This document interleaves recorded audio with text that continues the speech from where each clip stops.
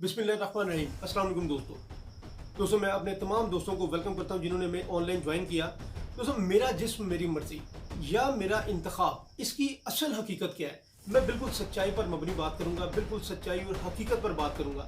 ये एक western thought है, एक मगरबी ख्याल। और रॉबिन स्टीवनसन एक राइटर है, उसने एक किताब लिखी। उस किताब का उन्वान था my body my choice. My body my choice किताब का नाम था। A fight for abortion rights. ये एक स्ट्रगल थी, ये एक फाइट थी।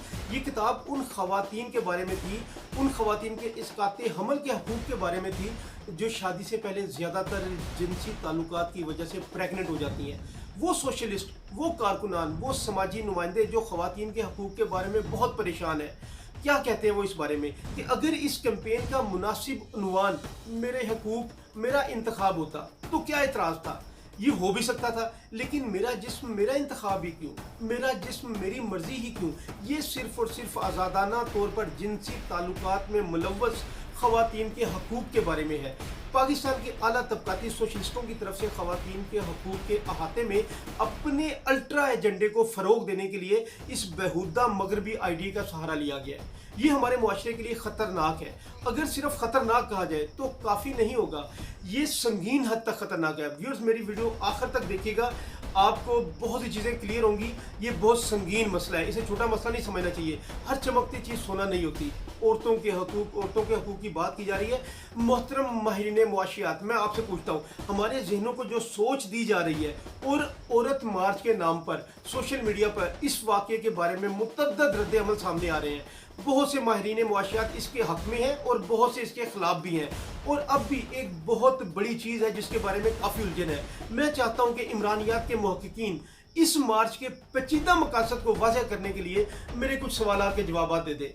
इससे ये गुत्थी बहुत हद तक सुलझने में मदद मिलेगी और बहुत सौ का फ़ायदा भी हो जाएगा।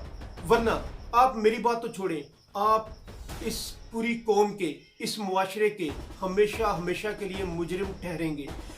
नंबर एक, पहला सवाल जो मैं आपसे पूछता हूँ, इस मार्च के इनफरादी तौर पर किसी भी फर्द के लिए क्या मुमकिन फ़वाइद हो सकते हैं?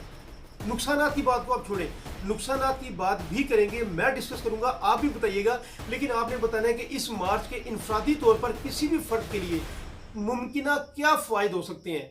और अगर कोई साख्त या कोई पॉलिसी वज़ा कर ली जाए, अगर कोई पॉलिसी बन जाए, तो इस मार्च के मुमकिन फ़ायदे और नुकसानात क्या हो सकते हैं। और तीसरी बात, और जो सबसे इम्पोर्टेंट है, वो ये कि जब ये मार्च हो रहा था तो माली इमदाद देने के लिए कौन सी तंजीम या कौन सी एजेंसी थी जो इस सरगर्मी को मनाने या मनवाने में मसरूफ़ थी। आज के लिए इतना ही व्यूअर्स। अगर वीडियो अच्छी लगे तो इसे लाइक और शेयर लाजमी कीजिएगा।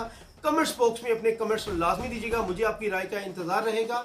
और इस तरह की मज़ीद वीडियो देखने के लिए, मेरे साथ लिंक अप रहने के लिए चैनल को लाजमी सब्सक्राइब कीजिएगा। अपने दोस्तों का, फैमिली का बहुत ज़्यादा ख्याल रखिएगा। अल्लाह हाफ़िज़।